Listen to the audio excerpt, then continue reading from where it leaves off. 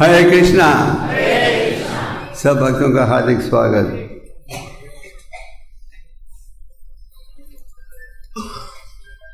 मेरा गला ठीक नहीं है तो मैं इसलिए क्लास नहीं दे रहा था, और भक्तों ने कहा छोटी क्लास दे दो, इसलिए मैं दे रहा हूँ। मेरा गला इतना ठीक नहीं है।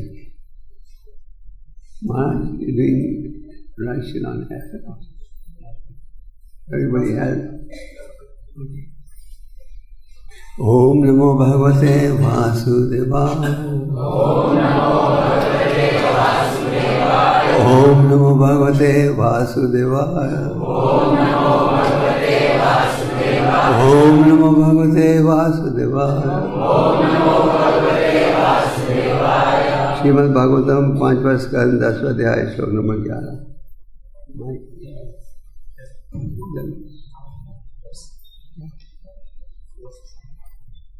जीवन्मृतत्वं नियमेन राजन्।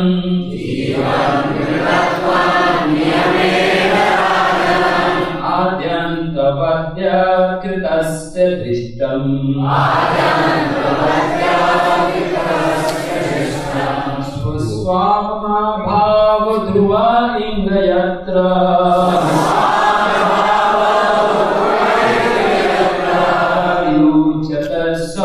विधिकृत्य योगः।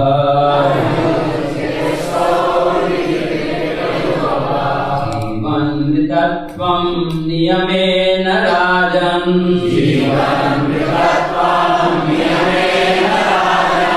आद्यन्तवद्येत कृतस्य दृष्टम्।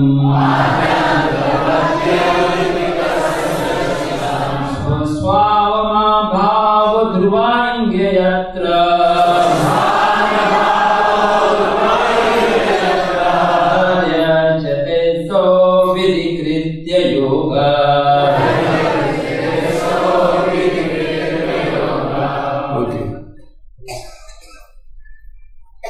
Anybody?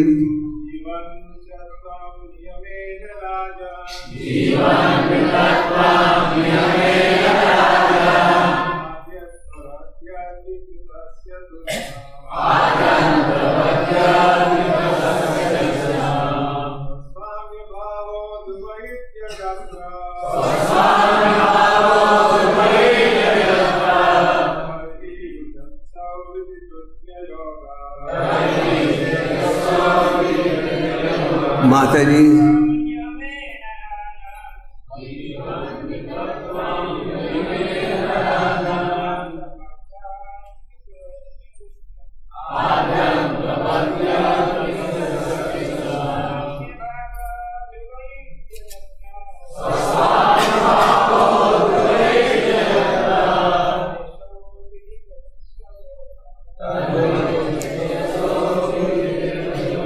माता जी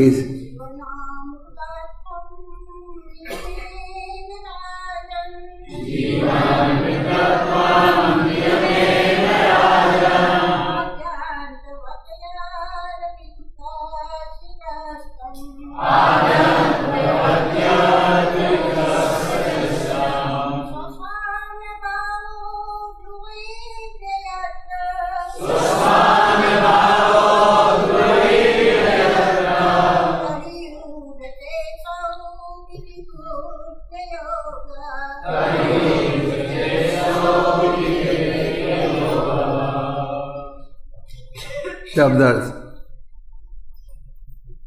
जीवन्मृतत्वं जीवित रहकर भी मृत होने के गुण। नियमेन प्रकृति के नियमों द्वारा। राजन हे राजा। आदि अंत व्रत प्रत्येक पदार्थ का आदि और अंत होता है। यह क्योंकि विकृतस्य विकारी वस्तु का यथा शरीर का दृष्टुम देखी जाती है, स्वस्वाम्य भाव सेवक और स्वामी का भाव, अपरिवर्तनीय स्थिर, हे पूज्य, यत्र जहाँ, तरहि तभी, उच्यते यह कहा जाता है, असो वह विधि योग,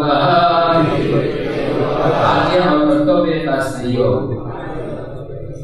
अनुवाद एवं तात्पर्य श्री भक्तिवेदांत द्वारा। हे राजन, आपने वृथा ही मुझ पर जीवित होने पर भी मृत तुल्य होने का आरोप लगाया है। इस भौतिक संबंध में मैं इतना ही कहना चाहूंगा कि ऐसा सर्वत्र है, क्योंकि प्रत्येक भौतिक वस्तु का अपना आदि और अंत होता है। आपका यह सोचना कि मैं राजा हूँ और स्वामी हूँ, इस प्रकार आप द्वारा मुझे आज्ञा दिए जाना भी ठीक नहीं है, क्योंकि यह पद अस्थायी है। आज आप राजा हैं, मैं आपका दास हूँ, किंतु कल स्थिति बदल सकती है और आप मेरे दास हो सकते हैं, मैं आपका स्वामी हो सकता हूँ। ये नियति द्वारा उत्पन्न अस्थायी परिस्थितियां हैं। तात्पर्य, इस संसार में देहात्म बुद्धि ही सारे कष्टों का मूल कारण है। विशेष रूप से कलयुग में लोग इतने अशिक्षित हैं कि उनकी समझ में यह भी नहीं आता कि शरीर प्रत्येक क्षण बदल रहा है और अंतिम परिवर्तन ही मृत्यु कहलाता है। जो इस जन्म में राजा है वही कर्मवश अगले जीवन में कुत्ता बन सकता है। आत्मा तो प्रकृति की शक्ति से उत्पन्न गहरी निद्रा में मग्न रहता है। वह इस प्रकार की अवस्था से दूसरी प्रकार की अवस्था में रख दिया जाता है। बिना आत्मा साक्षात्कार तथा ज्ञान के बद्ध जीवन चलता रहता है और मनुष्य अपने को झूठे ही राजा, दास, कुत्ता या बिल्ली कहलाने का दावा करता है। ये परम व्यवस्था द्वारा लाए जाने वाले विभिन्न रूपांतर हैं। मनुष्य को इस अस्थायी देहात्म बुद्धि की कल्पनाओं से भ्रमित नहीं होना चाहिए। वस्तुतः इस संसार में कोई भी स्वामी नहीं है, क्योंकि प्रत्येक प्राणी प्रकृति के नियंत्रण में है और स्वयं प्रकृति पूर्ण पुरुषोत्तम भगवान के अधीन है। अतः भगवान श्री कृष्ण ही परम स्वामी है, जैसे कि चैतन्य चरितामृत में कहा गया है, एकल ईश्वर कृष्ण आर सब वृत्य। एकमात्र स्वामी तो श्री कृष्ण है और अन्य सब उनके दास हैं। परमेश्वर के साथ अपने संबंध को भूलने के कारण ही संसार के सारे कष्ट उत्पन्न होते हैं। धन्यवाद दोहराइए। हे राजन, आपने वृथा ही मुझ पर जीवित होने पर मृत तुल्य होने का आरोप लगाया है। इस भौतिक संबंध में मैं इतना ही कहना चाहूंगा कि ऐसा सर्वत्र है, क्योंकि प्रत्येक भौतिक वस्तु का अपना आदि और अंत होता है। आपका यह सोचना कि मैं राजा और स्वामी हूँ और इस प्रकार आप द्वारा मुझे आज्ञा दिया जाना भी ठीक नहीं है, क्योंकि यह पद अस्थायी है। आज आप राजा हैं और मैं आपका दास हूँ, किंतु परिस्थिति बदल सकती है और आप मेरे दास हो सकते हैं, मैं आपका स्वामी हूँ। ये नियति द्वारा उत्पन्न अस्थायी परिस्थिति है। ओम ज्ञान सिमरन्दस्य ज्ञानाञ्जना शलाकया चक्षुर्मिलितं येन तस्मै श्रीगुरवे नमः। श्रीचैतन्यमनोभीष्टं स्वयं रूपा कदामयं ददाति वन्देऽहं श्रीगुरो श्रीयुतापदकमलं श्रीगुरुन् वैष्णवंश श्रीरूपं सरजतं सहगना रघुनाथान्वितं तं सदेवं सद्वैतं समधूतं परिजनसहितं कृष्ण चैतन्यदेवं श्रीराधा कृष्ण पदान् सहगना ललिता श्रीविशाखान्वितं। हे कृष्णा करुणा सिंधु दीनबंधु जगतपते गोपेश गोपिकान्ता राधाकान्ता नमोस्तुते। सप्त कंचना गौरांगी राधे वृंदावनेश्वरी विश्वभानुसुते प्रणमामि। वाञ्छाकल्पतरुभ्यश्च कृपासिन्धुभ्येव च पतितानां पावनेभ्यो वैष्णवेभ्यो नमो नमः। जय श्री कृष्ण चैतन्य प्रभु नित्यानंद श्री अद्वैत गदाधर हरे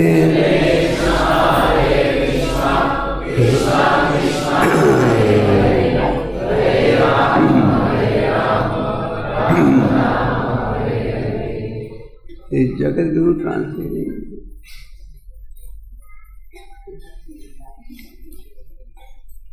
जीनाम विरदत्वम यमेन राजन अध्यंतवादियात विग्रह सदृशम स्वासमुभाव ध्रुव यत्र सारुचते सो विकृत योगा। तो ये श्लोक का उच्चारण जद भारत कर रहे हैं। और आप 5वें स्कंद में जद भारत की कथा पढ़ते हो। भगवान ऋषभदेव के 100 पुत्र थे, जिनमें सबसे बड़े बेटे का नाम क्या था? भारत। और उन्होंने इतना सुंदर शासन किया था समाज में किसी प्रकार का कष्ट नहीं था। और उनके सबसे बड़े बेटे का नाम था भारत। तो महाराज भारत ने शासन करने के पश्चात निर्णय किया, अब मुझे जंगल में जाना चाहिए भगवान का चिंतन करने के लिए। वहाँ एक दिन उन्होंने देखा एक हिरनी का पीछा एक शेर कर रहा था। वो हिरनी अपनी जान को बचाते हुए जो बच्चा था गर्भ से बाहर आ गया और माता का देहांत हो गया। राजा ने सोचा कि शायद भगवान की इच्छा है कि मैं इस पशु की देखभाल करूं, और इस पशु के प्रति उनका बहुत ही गहरा आकर्षण था। इतना था कि एक पल के लिए भी अगर पशु नजरों से दूर था तो घबरा जाते थे। एक दिन उस पशु को ढूंढते ढूंढते क्या हो गया? उनका देहांत हो गया। भगवद गीता में भगवान कहते हैं, यहाँ में हम वापिस स्मरण पाओ, जहाँ आपका मन होगा मृत्यु के समय उस प्रकार का ध्येय प्राप्त होगा। और इस विषय की चर्चा बड़े गहराई से की गई है भगवद गीता में। और इसलिए शास्त्रों का निर्णय क्या है? अंत्य नारायण स्मृति। इस प्रकार की योजना करो कि अंतिम समय में भगवान का चिंतन कर सको। तो महाराज भारत को पशु के रूप में जन्म स्वीकार करना पड़ा। तो ज़्यादा देर इस देह में नहीं रहे और फिर उन्होंने एक ब्राह्मण कुल में जन्म लिया।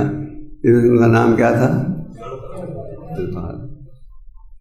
वो समझ गए थे कि उनके पिछले जन्म में क्या गलती की है उन्होंने, और इसलिए उन्होंने ये निर्णय कर लिया कि अब मैंने ये गलती फिर से नहीं करनी। इंग्लिश में कहते हैं वंस बिटन ट्वाइस शाई। और उन्होंने ऐसा व्यवहार किया समाज में जैसे कि गूंगे हों बहरे हों। उनके पिता थे ब्राह्मण, पिता की 2 पत्नियां थीं, और पिता ने बहुत प्रयास किया ब्राह्मणिक संस्कृति की शिक्षा बेटे को देने के लिए। और बेटा तो आत्मज्ञानी था शुरू से, और उन्होंने कोई इच्छा प्रकट नहीं की, जिसके कारण पिता ने सोचा प्रयास करना बेकार है। पर उनका भाव कुछ और था। जद भारत का भाव ये था कि अब मैंने किसी प्रकार के किसी के प्रति आकर्षित नहीं होना, और सदा उनका निरंतर चिंतन था भगवान का। एक समय जब उनके पिता का देहांत हो गया, माता का देहांत हो गया, तो सौतेली माँ और सौतेली भाइयों ने खास देखभाल नहीं की जद भारत की। और एक समय उन्हें सेवा दी थी खेती की देखभाल करने के लिए। और एक काली देवी के उपासक डाकू, जो काली देवी के कई उपासक हैं जो जीवित व्यक्ति को भी अर्पण करते हैं, उनकी ये इच्छा थी कि हमारे डाकू गुरु को बेटा प्राप्त हो। तो एक पागल प्रकार के व्यक्ति को पकड़ के लाए थे और बलि द्वारा कली के चरणों में अर्पण करने लगे थे, और वो पागल आदमी भाग गया। अपनी जान को बचाने के लिए हर व्यक्ति प्रयास कर, और डाकू के भक्त दौड़े, उन्होंने देखा जल भारत खेती की देखभाल कर रहा है।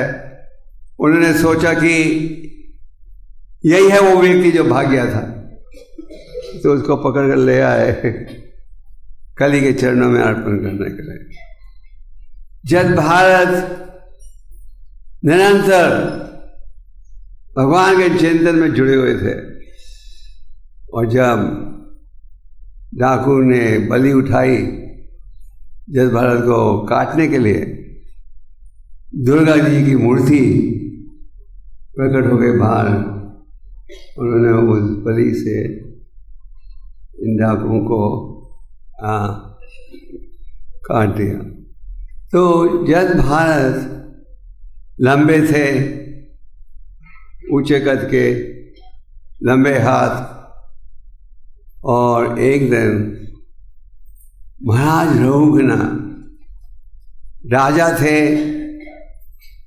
और भगवान के उत्तम कोटि के भक्त, वो जा रहे थे कपिल आश्रम में कथा सुनने के लिए, और उन्हें पलकी में उठाया जा रहा था।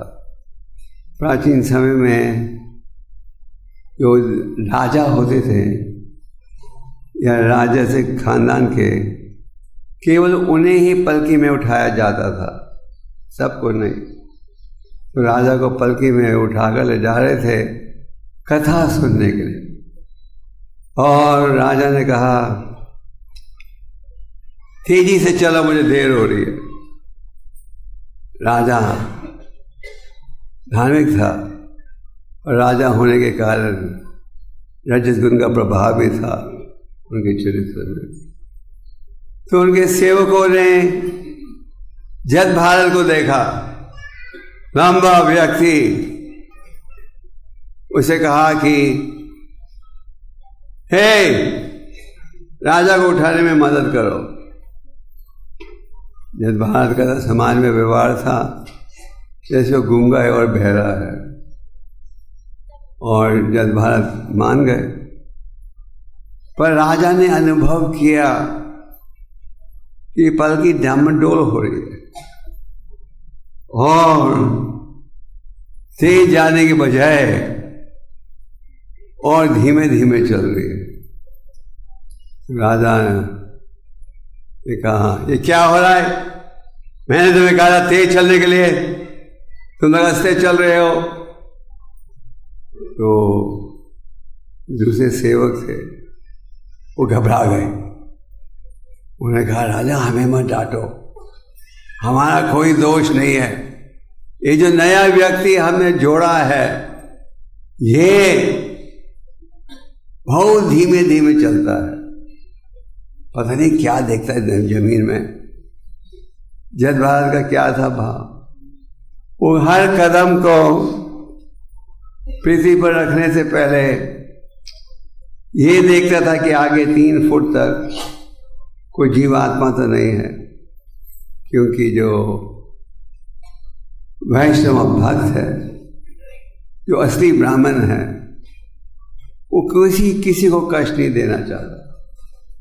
आप चैतन्य चरितामृत में पढ़ते हो, एक शिकारी था, मृगारी, भयंकर शिकारी, जिसे बड़ा आनंद आता था पशुओं को घायल करके। और जब उनकी मृत्यु होती थी तो उन्हें बेचता था बाजार में। नारद मुनि ने देखा इतने घायल पशु तड़प रहे हैं, तो उनकी संगत से ये ज्ञान उन्हें प्राप्त हुआ कि इन सब पशु जिन्हें कष्ट पहुँचा रहे हैं, इनका परिणाम उन्हें भुगतना पड़े।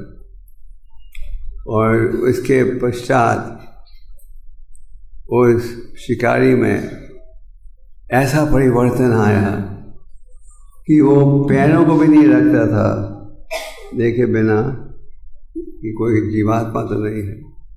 तो दूसरे शब्दों में जो ब्राह्मण हैं और वैष्णव हैं, किसी को कष्ट नहीं देना चाहते, और अगर उन्हें कुछ कष्ट भुगतना भी पड़ता है तो सोचते हैं ये कष्टों का कारण भी मैं ही हूँ। जो ब्राह्मण है वो किसी को कष्ट नहीं देना चाहता। ये है असली अहिंसा। आज का समाज में बुद्ध सिद्धांत का काफ़ी प्रचार है। बुद्धा जी ने ये कहा अहिंसा, किसी जीवात्मा को कष्ट नहीं दो। आज आधुनिक क्योंकि जो बुद्धिस्ट हैं वो हर प्रकार के जानवरों को भी खाते हैं। तो जब भारत बड़े सावधानी से चल रहे थे, जिसके कारण पलकी धीमे धीमे चलने लगी, राजा ने फिर डांटा। राजा ने कहा कि क्या कर रहे हो, तुम जानते नहीं मैं कौन हूं, मैं हूं राजा। तुम मेरे आदेश का पालन नहीं कर रहे, तुम्हें बड़ी भयंकर सजा दूंगा, जैसे यमराज सजा देते। तो शुरू में तो जब भारत ने सुन लिया सब कुछ, और सुनने के पश्चात जब भारत ने उपदेश देना आरंभ किया, जब भारत गूंगे थे और बहरे थे, पर जब उनका व्यवहार था गूंगे व्यक्ति का, बहरे व्यक्ति का, पर जब प्रचार का समय आया तो प्रचार कर रहे थे कैसे, शेर जैसे। एक समय किसी एक भक्त ने प्रभुपाद से पूछा, आप चाहते हो हम प्रचार करें, पर अगर हम विनम्रता भाव से प्रचार करेंगे तो कोई सुनेगा नहीं, तो हमारा क्या भाव होना चाहिए। प्रभुपाद ने कहा कि जब तुम भक्तों से व्यवहार करते हो तो मेन लैम्प जैसे व्यवहार करो, और जब प्रचार करते हो तो शेर जैसे करो। ये नहीं कि घर में शेर बनो और बाहर मेन जैसे लैम्प जैसे प्रचार करो। भगवान ने कहा lamp at home and lion outside. तो ये है जद भारत का व्यवहार। जद भारत उनका व्यवहार था लैम्प मेन जैसे। कुछ लोग उनको डांटते थे, हंसी उड़ाते थे, कहते भेड़ा व्यक्ति है, उसकी बेइज्जती करते थे, वो सह लेते थे। पर जब उन्होंने देखा कि यह प्रचार का अच्छा मौका है, जब उन्होंने देखा कि अब रघुगुना का अपराध बढ़ते जा रहा है, तो फिर उन्होंने बोलना शुरू किया। तो जद भारत क्या कह रही है, हम कह रहे कि आपने मुझे दोष दिया है कि हालांकि मैं जीवित हूँ, मैं मरे हुए व्यक्ति जैसे व्यवहार कर रहा हूँ, और तुम इतनी अज्ञानता में हो, ये नहीं जानते कि हर चीज आरंभ होती है और फिर समाप्त हो जाती है। तुम सोचते हो तुम हो राजा और मैं हूं तुम्हारा सेवक, पर कल मैं राजा बन सकता हूं और तुम मेरे सेवक बन सकते हो। तो प्रभुपाद जी तात्पर्य में क्या कह रहे हैं? तात्पर्य में बहुत ही महत्वपूर्ण शिक्षा दी जा रही है। प्रभुपाद जी कह रहे हैं कि ये बुद्धि, इससे शरीर से संबंध रखने के कारण, ये है कारण हमारे सब कष्टों का। हम सोचते हैं ये शरीर ही हमारा असली रूप है और हम सोचते हैं शरीर को सुख देना ये हमारा लक्षण है, हमारा उद्देश्य है। और हम सुबह से रात तक प्रयास करते हैं किस कार्य के लिए? शरीर को सुख पहुंचाने के लिए। भगवद गीता के दूसरे अध्याय में भगवान आत्मा और ध्येय के विषय में शिक्षा देते हैं। महान संत ठाकुर भक्तिविनोद जी ने कहा है कि जो भगवद गीता का दूसरा अध्याय है, इसका संदेश सबसे महत्वपूर्ण है। ABC of spiritual life, you know this body.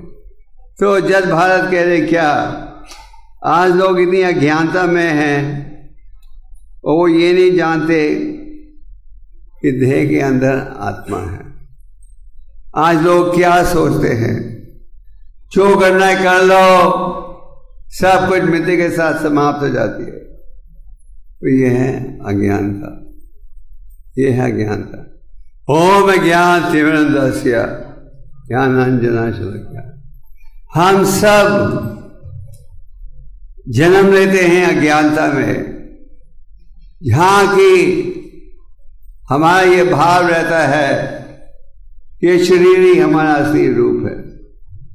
पर साधु संत की संगत में आकर हमें शिक्षा मिलती है क्या, कि शरीर केवल आपका 2 दिन का साथी है। शास्त्र में उदाहरण दिया जाता है, लहरों के कारण घास पत्ते इकट्ठा होते हैं और फिर जुदा हो जाते हैं। उसी प्रकार हम सब थोड़े समय के लिए माता पिता भाई बहन इत्यादि रिश्तों में जुड़ते हैं और फिर जुदा हो जाते हैं। तो तात्पर्य में प्रभा जी एक ही विषय की चर्चा कर रहे हैं कि कर्मों के आधार पर यह ध्येय प्राप्त होता है। तो ये ध्येय जो है वो क्या है, स्थायी है। तो ये समझना बहुत ही आवश्यक है। भगवान ने गीता के अनेक श्लोकों द्वारा ये उपदेश दिया है क्या, न जायते म्रियते वा कदाचन। आत्मा जो है उसका ना जन्म होता है ना ही मृत्यु। और आत्मा जो है, आत्मा के कारण ही चेतना है। आज के आधुनिक युग में आप जब इस विषय की चर्चा करो कि आत्मा सनातन है, कई भौतिकवादी व्यक्ति क्या कहते हैं, क्या प्रमाण है कोई प्रमाण या नहीं है? What's the proof? क्या प्रमाण है कि आत्मा सनातन है? आत्मा है देह में, चेतना। तब तक आत्मा है जब तक चेतना है, और जब आत्मा शरीर को त्यागती है तो चेतना भी नहीं रहती। तो ये जद भारत महाराज रघुगुणा के माध्यम से हम बद जीवों को ये महत्वपूर्ण संदेश दे रहे हैं। क्या एक संदेश तो ये दिया जा रहा है कि हर चीज अस्थायी है, आज अगर आप घमंड रख रहे हो कि आप राजा हो, ये मत भूलो कि आप सेवक भी बन सकते हो। जैसे कि आज के वातावरण में आप धनी व्यक्तियों से अगर चर्चा करो, कहो कुछ ये अस्थायी है और कर्म के अनुसार अगला ध्येय निर्णय निश्चित किया जाता है, कई लोग इसको स्वीकार ही नहीं करते। भौतिकवादियों का सिद्धांत क्या है? मृत्यु के साथ सब कुछ समाप्त हो जाता है। ये है अज्ञानता। इसलिए साधु संगत की आवश्यकता है। तो यहाँ जब भारतीय उपदेश दे रहे हैं कि अगर आपको राजा का पद भी प्राप्त हो, ये केवल थोड़े समय के लिए है और हमें असली आकर्षण बढ़ाना चाहिए इसके प्रति, परम भगवान के प्रति। तात्पर्य में पापा जी ने चैतन्य चरितामृत के एक बड़े प्रसिद्ध श्लोक का उपयोग किया है। कौन सा है वो श्लोक? एक ईश्वर कृष्ण भृत्या मतलब सेवक। एक ही है परम भगवान, हम सब हैं उनके स्वामी। और अज्ञानता का कारण क्या है? इस अज्ञानता का कारण है ये सोचना कि ध्येय हमारा स्वरूप है, इसको उपयोग करना चाहिए इंद्रिय तृप्ति के लिए। भगवद गीता में भगवान क्या कहते हैं? भोक्ता राम यज्ञ तपस्व सर्वलोका महेश्वर। तो ये स्वीकार करो असली भोक्ता कौन है? परम भगवान। तो ये शिक्षा हमें कैसे प्राप्त होती है? साधु संघ के माध्यम से। इसलिए शास्त्रों का निर्णय है साधु संघ सर्वशास्त्र का है, नामा मात्र साधु संघ सर्वसिद्धि का है। इस प्रसिद्ध श्लोक में कहा जा रहा है साधु संघ में रहो, क्योंकि भौतिक वातावरण में रहकर बड़ी सरलता के साथ आप भूल जाते हो कि आपका असली स्वरूप क्या है, आपका असली कर्तव्य क्या है। चैतन्य महाप्रभु ने क्या कहा? कि मेरे स्वरूपाय कृष्ण नित्य। हम सब का ये उद्देश्य रहना चाहिए कि हम सब हैं क्या? भगवान की नित्यता। तो साधु संघ में रहोगे तो ये शिक्षा प्राप्त होगी। और साधु संघ के दो माध्यम हैं, एक है भक्त साधु, दूसरा क्या है?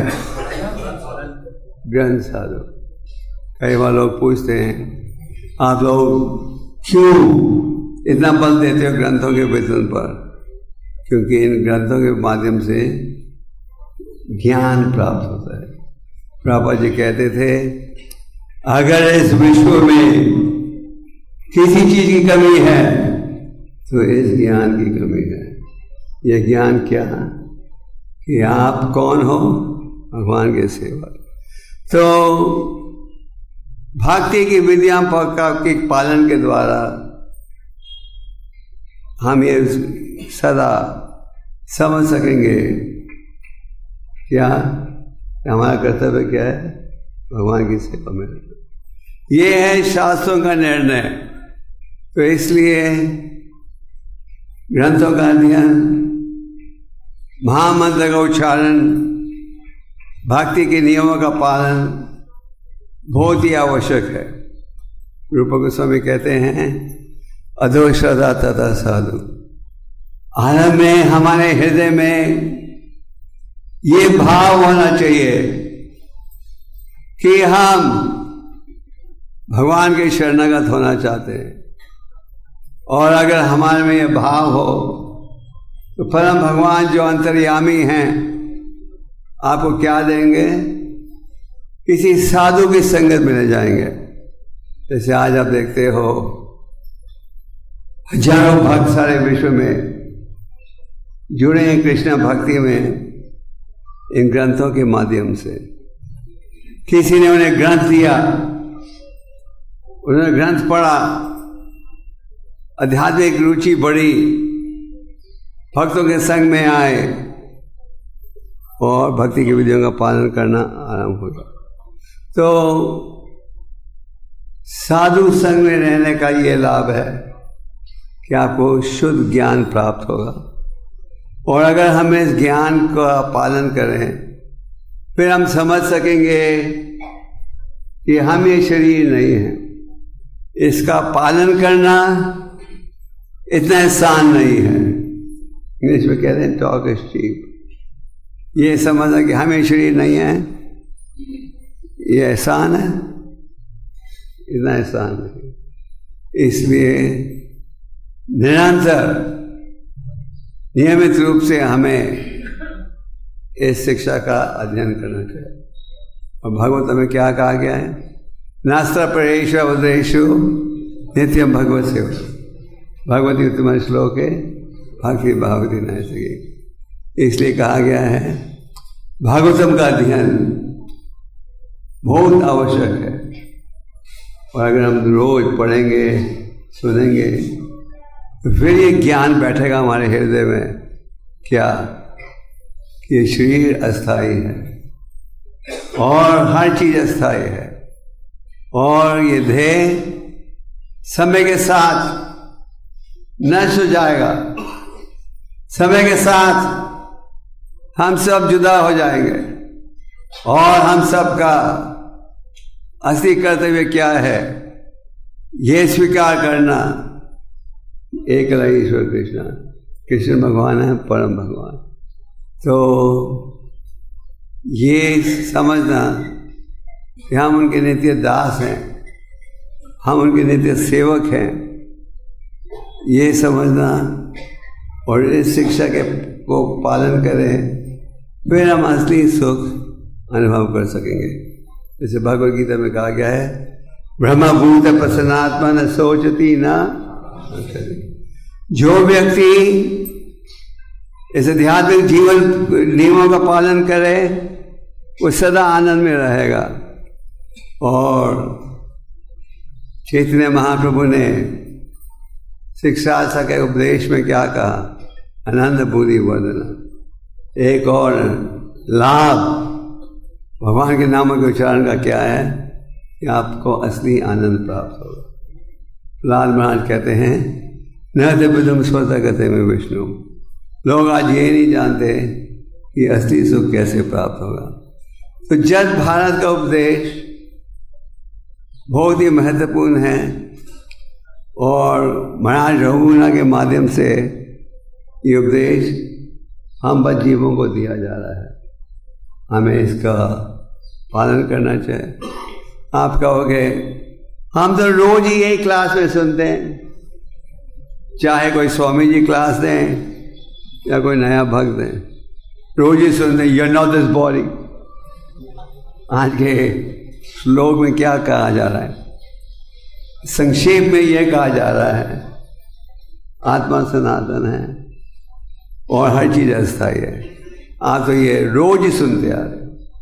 तो आप पूछोगे रोज सुनने की क्या आवश्यकता है? एक बार सुनने से काम नहीं चलेगा।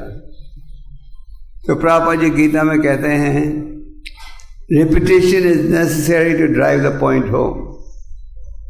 किसी विषय को ध्यान से समझने के लिए बार बार सुनने की आवश्यकता है। जैसे आप भौतिक समाज में देखते हो, किसी प्रोडक्ट, सैमसंग टेलीफोन, हर जगह देखते हो उनका एडवर्टाइजमेंट। सबको मालूम है कि एक है सैमसंग टेलीफोन, तो जब भी आपको बार बार वो याद दिला रहे हैं। तो हम याद अपने आप को कैसे दिलाते हैं? शास्त्र पढ़ने से और सुनने से। तो आप देखोगे आगे जाकर कि महाराज रघुनाथ ने जब भारत का उपदेश सुना, वो समझ गए ये व्यक्ति बहरा नहीं है, गूंगा नहीं है। क्या है? आत्मज्ञानी व्यक्ति है। फिर वह अपनी पलकी से नीचे उतरे और उन्होंने जल भारत को प्रणाम किया और कहा, मुझे किसी विषय का भय नहीं है, पर एक ही विषय का भय है। क्या है वो विषय? वैष्णव अपराध। भक्ति के मार्ग में हमें वैष्णव अपराधों से बचना चाहिए। और फिर महाराज रघुनाथ जल भारत के शिष्य बन गए।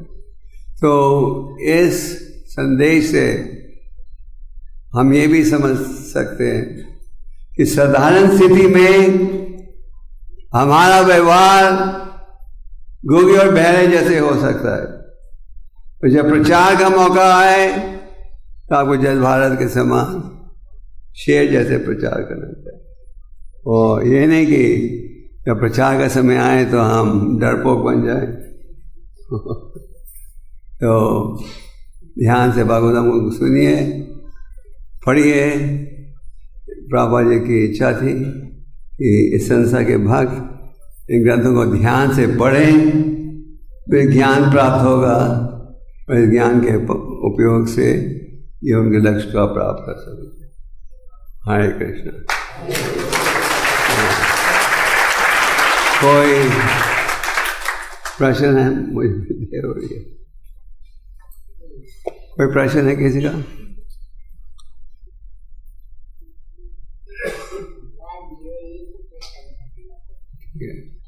कोई प्रश्न है?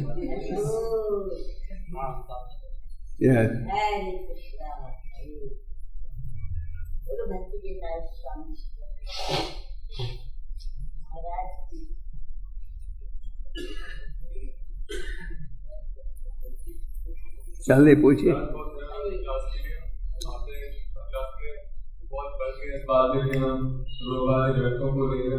रोज पढ़े और रोज श्रवण करें।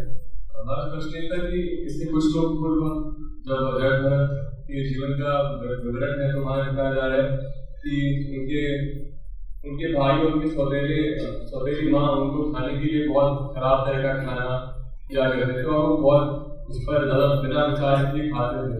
तो इस तरह से हमारे लिए इसमें क्या संदेश है उनके इस तरह के व्यवहार से? असल में ये बड़ा अच्छा प्रश्न है। जल भारत जब भारत के पिता और माता का देहांत हुआ, उसके पश्चात उनके सौतेली भाइयों ने और माता ने उन्हें पशु जैसे रखा। उन्हें सोचा ये तो पशु है, बुद्धू आदमी है, और उन्हें अनेक कठिन स्थितियों में डाला। पर जल भारत सहते गए, टॉलरेट करते गए। उन्होंने ये नहीं कहा मुझे पशु जैसे रख रहे हैं तो गूंगे और बहरे रहने का कुछ फायदा नहीं। वो सहते गए और उन्होंने ये निश्चित कर लिया था कि मैंने ये अब फिर से वो गलती नहीं करनी जो पहले मैं कर बैठा था। उसी प्रकार इन घटनाओं को पढ़कर सुनकर हमारे में भी दृढ़ भाव उत्पन्न होना चाहिए और बढ़ना चाहिए। हम जब भक्ति में जुड़ते हैं, ये नहीं कि कोई कठिनाई का सामना नहीं करना पड़ेगा, ये नहीं कि आपको कभी कभी नमक के साथ रोटी खानी पड़ेगी, ये नहीं कि कठिन स्थिति होगी तो हम भक्ति छोड़ देंगे। Okay okay yes.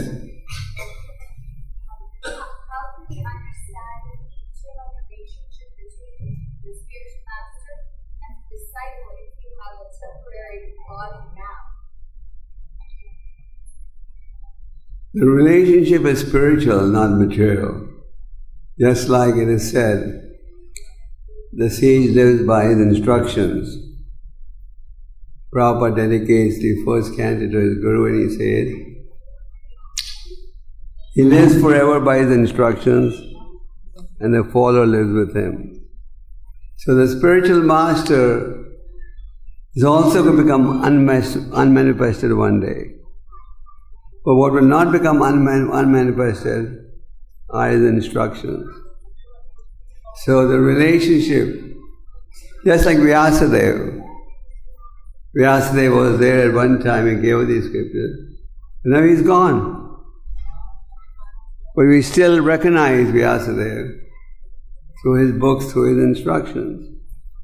So the relationship between the disciple and the spiritual master, or the disciple and ultimately the Supreme Lord, is all based on spirituality or instructions.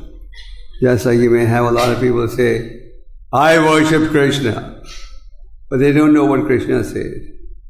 Real surrender to Krishna means surrendering to his instructions. You can live in Vrindavan and do the opposite of what Krishna wants you to do. And so you must say, I'm surrendered, but that's not surrender. So what is important is following the instructions, and these instructions are not different from the Lord, not different from the spiritual master. Just like in the first canto you read that when Bhismadeva was getting ready to leave his body, he was in a bed of arrows and he had a great fortune. Krishna was present right there.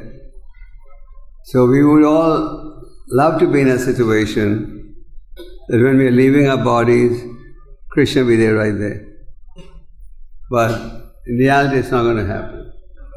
But Prabhupada says in the purport, if you're fortunate enough to be hearing the holy name or hearing the Bhagavad Gita, then that is the same as Krishna standing next to you. So these instructions are paramount if you want to make spiritual advancement. Okay? I have to go. All one question? Yes, Uche.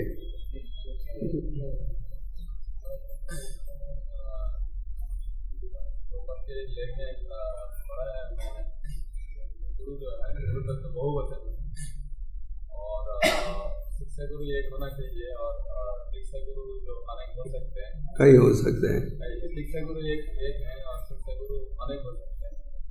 और यदि शिक्षा गुरु को दीक्षा गुरु के according बोलना चाहिए, और यदि कोई ऐसा नहीं बोलते हैं तो जो असुर है। तो आपका प्रश्न क्या है?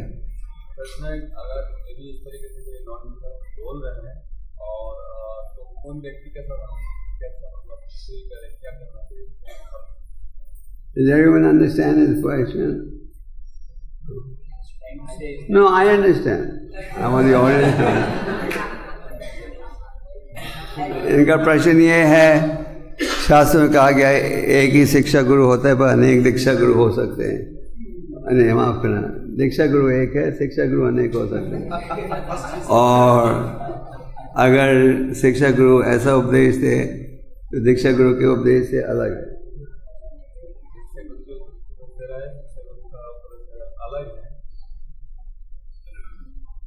पहले देखो कि दीक्षा गुरु जो कह रहा है बिल्कुल प्रभुपाद की शिक्षा के अनुसार है।